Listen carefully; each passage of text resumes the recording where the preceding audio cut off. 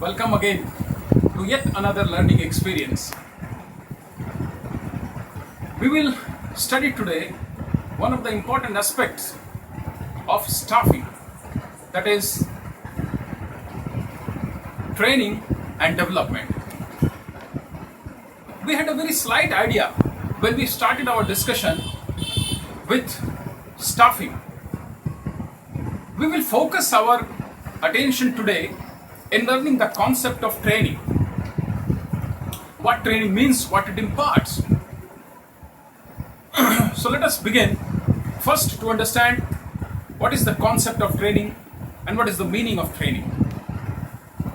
As you can see, training is a learning process. Now, since this is a process, means an individual, employee in an organization, he or she learns something in a number of stages, number of process, number of steps are there when he learns something. And this learning brings about a relatively permanent change. There is some change in his behavior. And these changes help him to do the work more effectively and efficiently. So therefore, training emphasizes at changing in the skill of a worker so that he would be able to perform a job in a more better manner. So to define, I have written training is a learning process that induces a relatively permanent change in an individual, and this changes, this learning improves his ability to perform a job. Now, since this is a learning process, what does this training aims at? We know each worker has an aptitude, that is learning the skill of doing a work, how apt, how efficiently he is able to adapt to a work, to get himself adjusted to a work, to perform a work in a more effective manner. He has his own set of behaviors and reactions to his employees, to his co-workers, to his superiors. He has his own understanding, knowledge of the work. And therefore, what he performs according to his own idea, according to his own knowledge. He reacts as per his own perceptions. So training brings a relative changes in this aptitude, in the existing skill of a worker, in the knowledge, in the attitude and behavior of the worker towards the work, towards the co-worker and towards his senior. This is the purpose of training.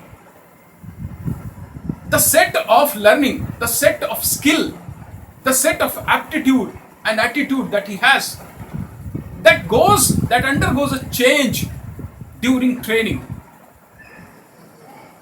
So an employee, due to this training, there is some changes in these sets of factors, and they improves his performance or his ability to perform a particular job in a more effective manner. That is what performance or training aims at. So far, whereas development is concerned, it is more than training, or rather it is about the knowledge, imparting educations which increases the reasoning ability of an employee. Training cannot increase the natural instinct, natural level of thinking of an employee, but development aims at to increase the interpretation skill, the learning skills of an employee, the knowledge which enhances his reasoning ability so that he can interpret an organizational problem or a situation in a more better manner, and he can come out with a conclusion. Training does not do it.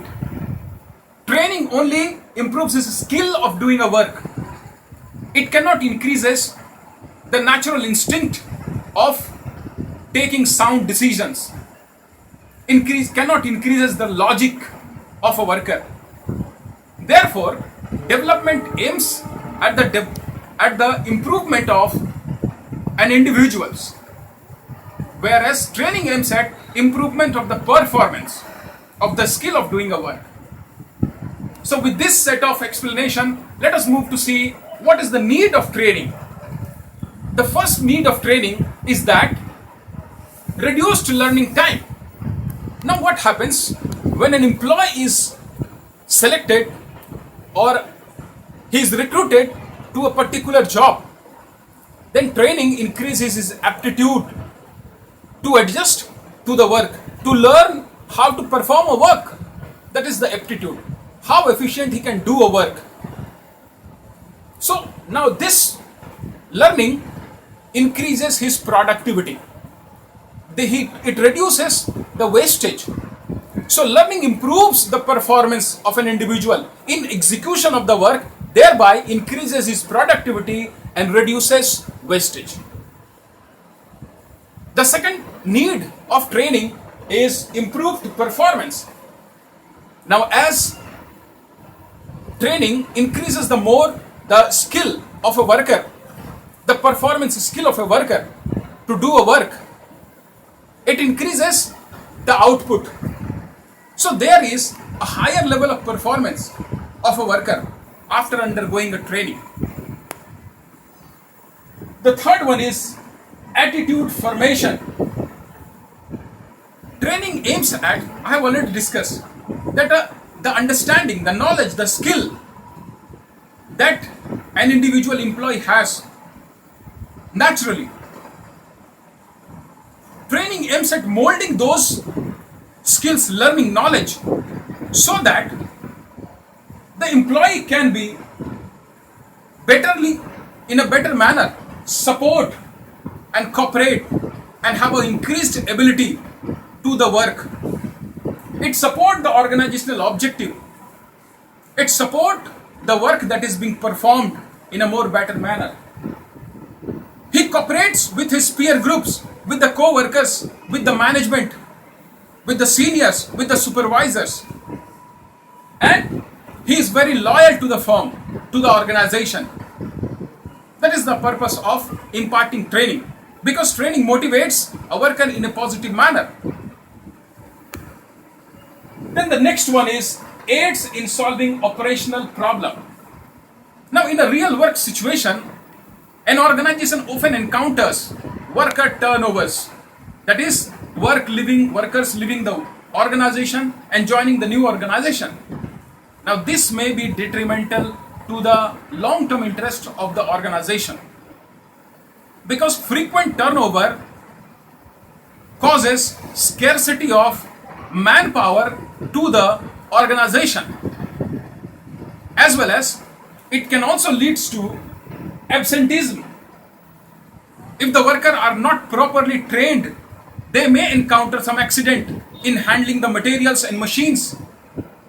Secondly, they may have some grievances relating to their pay, perks, relating to their work conditions, relating to giving some nepotism and some preference to some of the workers, their co-workers, in promoting or in giving some incentives and rewards. So there may be grievances among a set of workers. They may renege from doing the work. They may not feel motivated to carry on the work. So therefore, these problems which affect the operation of an organization, training helps to improve these activities in an organization through its improving the employee's behavior, employee's knowledge. When an employee is trained, he fulfills the needs of an employee at a higher level as well as at an existing level. It increases the efficiency. So these are the advantages of training. Then the other advantages or need of training is managing the manpower needs. So we have just discussed that the future requirement of manpower needs or the existing work may require that the employee should not be overburdened, or rather we must improve the efficiency of the worker so that they may not only be able to handle the current responsibility, they may also take up some additional responsibility. So therefore, the number of manpower that is required, that can to a greater extent be resolved by or through imparting training to the existing workers. We increase their efficiency and they meet the current requirement of a job by increasing their productivity level, by reducing the wastages. And finally, we have benefit to the employee itself. This training is a benefit to the employee itself. It reduces their existing knowledge, existing skill of doing a work. They not only feel satisfied, but their individual efficiency and capacity to do a work increases. So there is a benefit to the employee itself. They are in a more better position to give an improved performance, to have a better reward, and to get appreciation from the superiors in an organization. So these were the needs of training through which an employee's performance is improved. So this is for today. We will continue in our next video.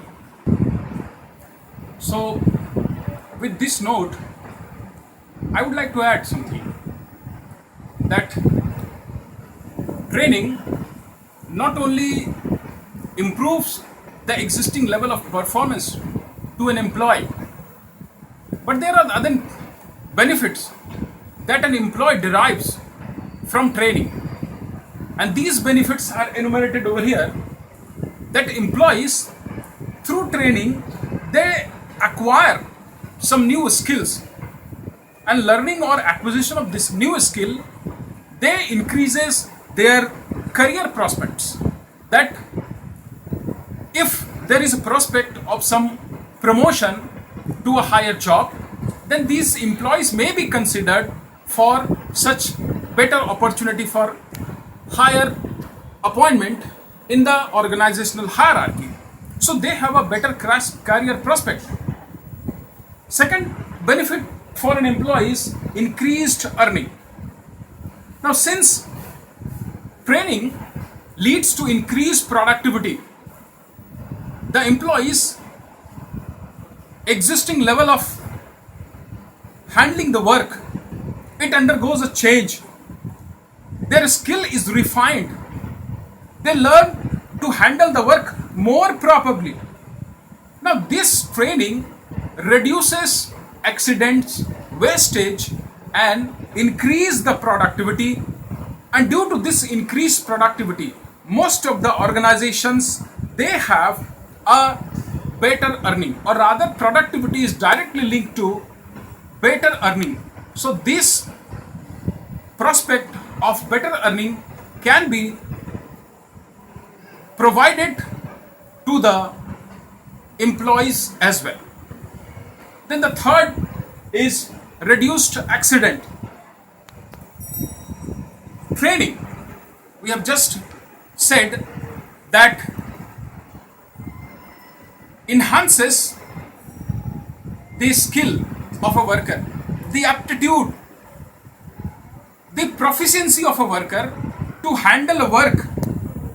The workers, the employees, gets better equipped to handle machinery and other equipments in a systematic manner and more carefully. Now due to this changes in handling of machine and material or equipment, they reduces the chances of accidents. As a result, there is lesser number of accidents. And this happens due to the increase in the existing skill of the worker. And then we have multiple or versatile use. This points out to one of the feature that during recessions, when there is shortage of work, unskilled worker find it very difficult, or untrained worker find it very difficult to continue in the work of an organization. But a worker who is trained, he can be put to use to such situations when there is shortage of work or there is a period of recession in the economy. So therefore, they can be put to some use. So this point out that a trained worker, a trained employee can be put to multiple uses. And finally, we have increased satisfaction. Learning of new skills or enhancement of their ability to perform a work in a more better manner itself provide a satisfaction to the worker because it increases their performance. So increased performance itself is a source of satisfaction to the existing employee. So these are the need of training for a particular employee, or rather these are the benefits that an employee derives through training. So we shall be concluding our class over here today. We shall continue in next lectures.